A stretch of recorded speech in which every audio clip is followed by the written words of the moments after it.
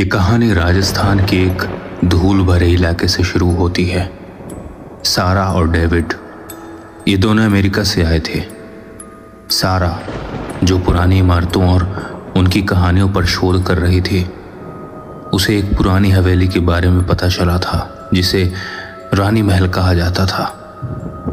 कहा जाता था कि यह हवेली 200 साल से भी अधिक पुरानी थी और इसमें एक रानी की आत्मा रहती थी जिसके साथ बहुत बुरी अनहोनी हुई थी। डेविड इस भूतिया कहानियों में विश्वास नहीं करता था, लेकिन सारा की जिद के आगे उसने हार मान ली और दोनों ने एक पुराने किराए के एसयूवी कार में रानी महल की ओर चल पड़े। सूरज की तपती गर्मी और सड़कों पर पसरा सन्नाटा उनकी यात्रा को और भी अजीब बना रहा था। शाम होते होते वे हवेली के पास पहुंचे। उसकी ऊंची टूटी हुई दीवारें और बंद खिड़कियां दूर से ही भयानक दिख रही थीं। हवेली के मेन गेट पर एक विशाल जंग लगी जंजीर लटकी थी। पास के एक छोटे से गांव में उनकी मुलाकात प्रोफेसर नायर से हुई, जिन्होंने उन्हें हवेली के इस इतिहास के बारे में बताया। प्रोफेसर नायर ने धीरे धीरे कांपती आवाज में बताया, यह रानी महल है। यहाँ की रानी बहुत खूबसूरत थी, लेकिन उसे एक काला जादू करने वाले ने धोखे से मार डाला। मरने के पहले उसने महल को श्राप दिया कि जो भी रात के वक्त यहाँ रुकेगा वो उसकी पीड़ा को महसूस करेगा। लोगों का कहना है कि उसकी आत्मा आज भी न्याय की तलाश में भटकती है। डेविड ने उनकी बात को हंसी में टाल दिया। ये सिर्फ एक पुरानी कहानियां है प्रोफेसर, हम बस रात भर रुकेंगे और सुबह तक वापस आ जाएंगे। प्रोफेसर नायर ने उन्हें चेतावनी दी, तुम गलती कर रहे हो। अमावस्या की रात को महल की दीवारों से अजीबोगरीब आवाजें आती हैं। आत्मा सबसे ज्यादा सक्रिय होती है अमावस्या की रात को। लेकिन सारा की आंखों में रोमांच था। उसने प्रोफेसर नायर को धन्यवाद दिया और अपनी टॉर्च और कैमरा लेकर हवेली के अंदर जाने का फैसला किया। हवेली के अंदर हवा ठंडी और स्थिर थी। धूल और मकड़ी के जालों की मोटी परत हर चीज पर जमी हुई थी।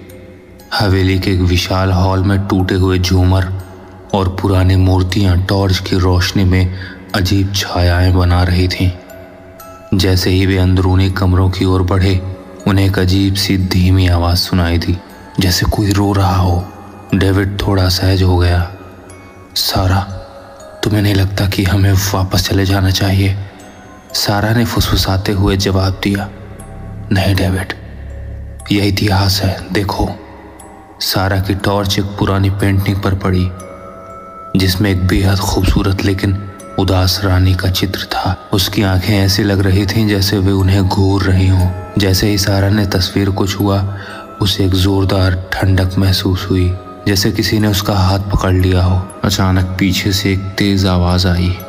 दोनों चौंक गए और घूमकर देखा। एक कमरे का दरवाजा जो पूरी तरह से बंद था, तेजी से खुल गया था। कमरे के अंदर से एक सड़ी हुई मीठी सुगंध आ रही थी। डेविड ने साहस जुटाकर कहा, हवा से खुला होगा। लेकिन सारा जानती थी कि यह हवा का काम नहीं था। वो उस कमरे में गई। ये रानी का शयन कक्ष था। एक बड़े नक्काशीदार पलंग पर एक पुराना पीला पड़ चुका लहंगा रखा हुआ था। जैसे ही सारा ने लहंगे को देखा, उसे पल भर के लिए एक छाया दिखाई दी जो पलंग के पास खड़ी थी। एक पतली सफेद आकृति जिसके बाल बिखरे हुए थे। डेविड चिल्लाया, सारा, वहां कोई नहीं है, बाहर निकलो। सारा डर गई, लेकिन उसका वैज्ञानिक दिमाग काम कर रहा था। उसने अपने कैमरे में उस दिशा में एक तस्वीर खींची जहां उसने छाया देखी थी। जैसे ही फ्लैश चमका, एक चीख की आवाज हवेली की दीवारों से गूंज उठी। यह आवाज इतनी भयानक थी कि डेविड और सारा दोनों के कानों में दर्द होने लगा। हवेली की सारी खिड़कियां एक साथ जोर से खड़कने लगी। चीख बंद होने के बाद उन्हें एक फुसफुसाहट सुनाई दी जो बिल्कुल उनके पास से आ रही थी, जैसे कोई उनके कान में बोल रहा हो, तुम यहाँ क्या कर रहे हो, बाहर निकलो। फुसफुसाहट की आवाज दर्द और क्रोध से भरी हुई थी। डेविड ने सारा का हाथ कसकर पकड़ा, चलो अब और नहीं, ये जगह शापित है। लेकिन इससे पहले कि वे पीछे मुड़ते, उनके सामने के फर्श पर रखी एक विशाल पुरानी तिजोरी खुद ब खुद हिलने लगी। तिजोरी का ढक्कन धीरे धीरे चरमराती आवाज के साथ खुला। उसके अंदर कुछ नहीं था सिवाय लाल मिट्टी के ढेले के। सारा को याद आया कि प्रोफेसर नायर ने बताया था कि रानी को लाल मिट्टी में दफनाया गया था। तभी कमरे का तापमान तेजी से गिर गया। सारा को ऐसा लगा जैसे कि उसके चारों ओर कोई अदृश्य शक्ति है। उसने हिम्मत करके चिल्लाया, रानी, हम तुम्हें परेशान करने नहीं आए हैं, हम बस जानना चाहते हैं कि तुम्हारे साथ हुआ क्या था। उनके चिल्लाने पर हवेली में सब शांत हो गया। फिर तिजोरी के अंदर की लाल मिट्टी अपने आप ऊपर उठने लगी और एक मानव आकृति में ढल गई। रानी की धुंधली खून से लथपथ आकृति। उसकी आंखें पूरी तरह से काली थीं। उसमें अपार दुख था। आकृति ने एक लंबी सांस ली। मेरा प्रेमी मुझे धोखा दिया, उसने मेरे राज्य के लिए मुझे मार डाला। सारा ने हिम्मत करके पूछा, हम तुम्हारी मदद कैसे कर सकते हैं? रानी की आकृति तेजी से उनकी ओर बढ़ी। तुम दोनों मेरी पीड़ा को महसूस करोगे। अगले ही पल सारा और डेविड को महसूस हुआ कि उनका दम घुट रहा है।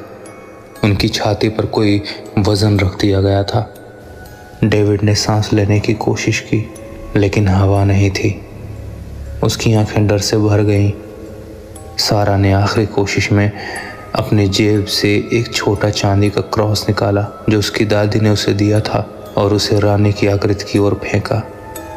जैसे ही क्रॉस ने रानी की आकृति को छुआ, एक भयानक रोशनी फैली और हवेली एक जोरदार धमाके से गूंज उठी।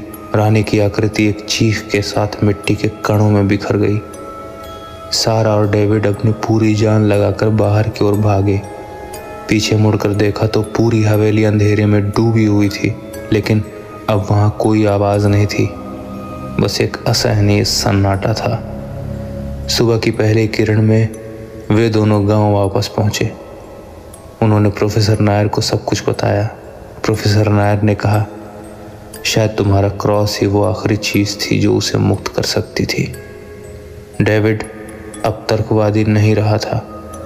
उसकी आंखें खौफ से भरी हुई थीं। उसने सारा से कहा, अब हम वापस अमेरिका जा रहे हैं, हमें इस इतिहास से दूर रहना चाहिए। सारा ने हामी भरी, लेकिन उसके कैमरे में अभी भी वो आखिरी तस्वीर थी, धुंधली लेकिन साफ। उसमें काली परछाई रानी की आकृति के ठीक पीछे खड़ी थी, जो रानी से भी ज्यादा भयानक लग रही थी। सारा को पता था कि रानी की कहानी शायद खत्म हो गई हो, लेकिन उस काली परछाई का रहस्य अभी भी बाकी था। क्या आप जानना चाहेंगे कि वो काली परछाई कौन थी और उसका रानी महल से क्या संबंध था? यदि आपको ये वीडियो पसंद आई हो तो हमारे चैनल ऑडिन FM को सब्सक्राइब कर लीजिए